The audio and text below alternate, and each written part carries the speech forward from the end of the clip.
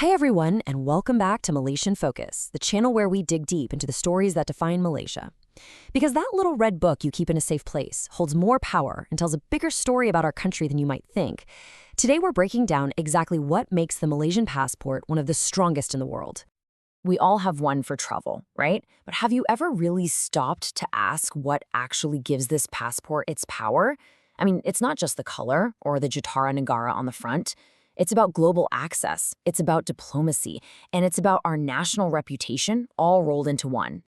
Okay, so let's dive right in. To get started, we need to be on the same page about what passport power even means. And in the simplest terms, it's all about one thing: freedom of movement. How easily can you, as a Malaysian, cross an international border? The main way we measure a passport's strength is something called visa-free travel. Now, this is the ultimate green light. It means you can just book a flight, show up at immigration, get that satisfying thump of a stamp in your passport, and you're in. No long application forms, no trips to an embassy, no waiting around for weeks for an approval. It's really the gold standard for travel freedom. Then you've got other types of access that also add to a passport's power. First, there's visa on arrival. That's where you do the paperwork and pay the fee right there at the airport after you've landed. Then there's the ETA, which stands for Electronic Travel Authority. This is basically a quick online pre-approval you have to get before you fly. It's way simpler than a full visa, but it's still a step you have to take. So here's the kicker. When you combine all of these, the visa-free, the visa on arrival, and the ETAs, a Malaysian passport holder can get into roughly 180 countries and territories. I mean, that is an incredible number. It puts us way up there in the global rankings and gives us way more travel freedom than most people in the world have. But how does a country actually get that kind of access? Why do some countries seem to welcome Malaysians with open arms, while for others, we need to get a full visa? Well, it turns out it's not random. There's a kind of global formula, a secret recipe, if you will, that every powerful passport needs. Now, this slide is where it gets really interesting because it gives us the 4 key ingredients. First up, good diplomatic relations. It's pretty simple. Countries don't open their doors to nations they don't trust. Second, economic stability. This is a huge one. It tells other countries that your citizens are probably tourists with money to spend, not people looking for illegal work. And that connects directly to the third point, a low migration risk. And finally, reciprocity.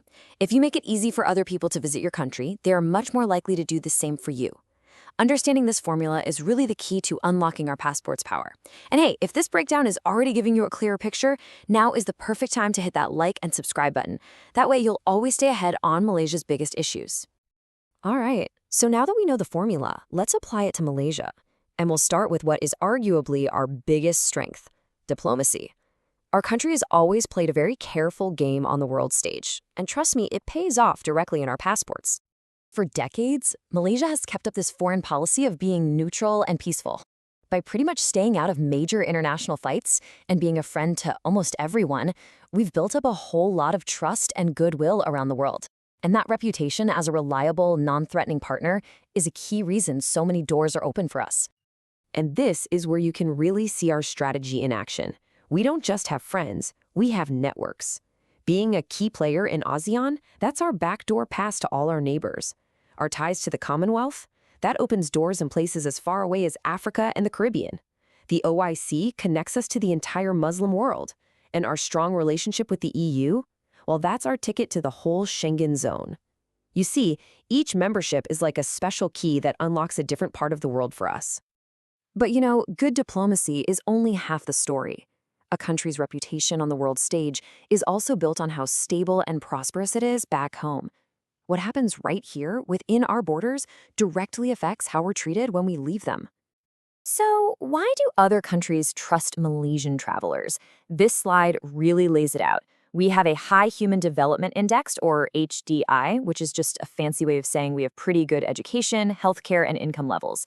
Add a stable economy and rising incomes to that, and the message to foreign immigration officers is clear. A Malaysian tourist is probably just that, a tourist, who's going to spend money and go home, not someone trying to overstay their visa to work illegally.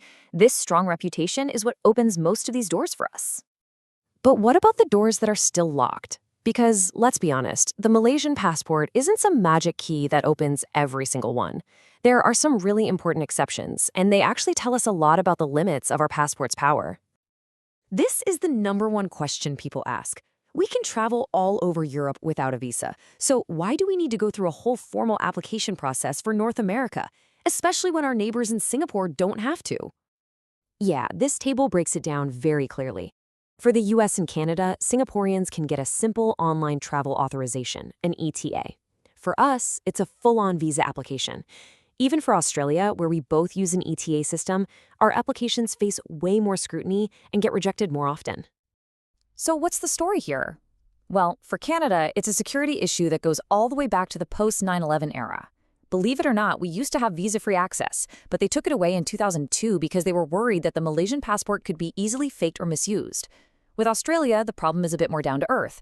Too many Malaysians have entered on a tourist visa and then disappeared to work illegally. And that's made Australian immigration much, much stricter with us. And of course, there's the one explicit restriction that is printed right inside every single Malaysian passport. This is a direct result of our foreign policy, as Malaysia does not have any formal diplomatic relations with Israel. So after going through all this, what's the big takeaway? What does this little red book in your hand truly represent when you travel the world? Well, at the end of the day, a passport is your country's global reputation card. It's a summary of our economic stability, our diplomatic friendships, and crucially, the behavior of our citizens when they are abroad. A strong, positive reputation gets you waved through immigration with a smile. A complicated one, like our history with overstayers in Australia, just means more questions and more forms to fill out. Thanks for watching. Join the thousands of Malaysians who want clarity, not confusion. Go on and tap like, hit subscribe, and let's keep making sense of all this together. And this leaves us with one final thought. As technology, digital IDs, and global travel keep changing, what is this little book even going to represent in the decades to come? Will it become even more powerful, or will it just become obsolete? Let us know what you think in the comments below.